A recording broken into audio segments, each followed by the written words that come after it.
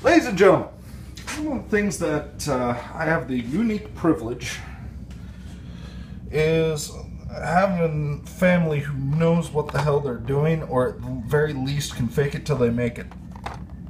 And through trial and error, well, you can see the results right there. We have some magnetic bits.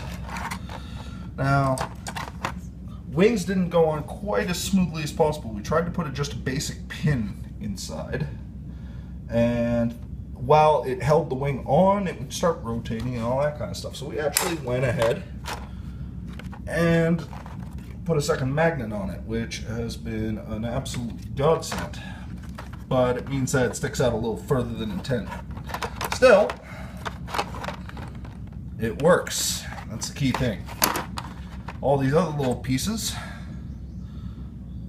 we have been using coat hanger bits, actually, because, you know, why waste magnets, especially when magnets are this size. Now, as a comparison, well, actually, you can see them right there. These things are pretty freaking huge. Sorry that the video is out of focus. This is just a quick update. Suffice it to say, it helps when you end up having a shop. Just to give you a perspective of the size of this thing. Yeah, we got almost every bit of God-fearing power tools imaginable in here.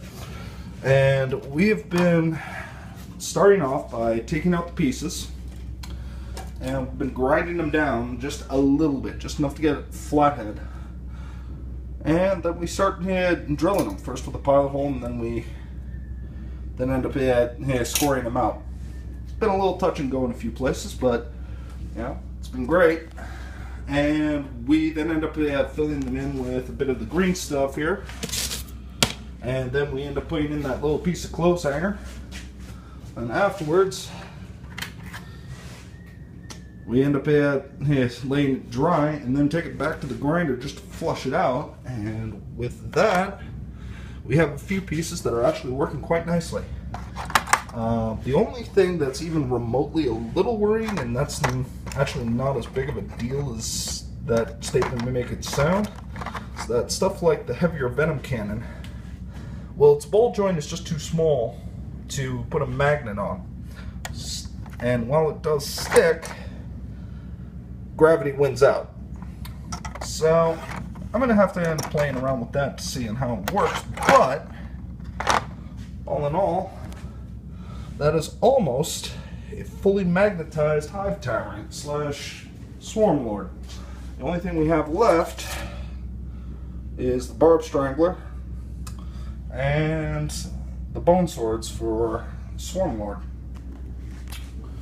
Me and my old man have been at this probably for about an hour now, and it took me more time to get the 5 magnets in this guy than it did to get all these pieces done, so if that tells you anything. Suffice it to say, I'll end up giving you a point here.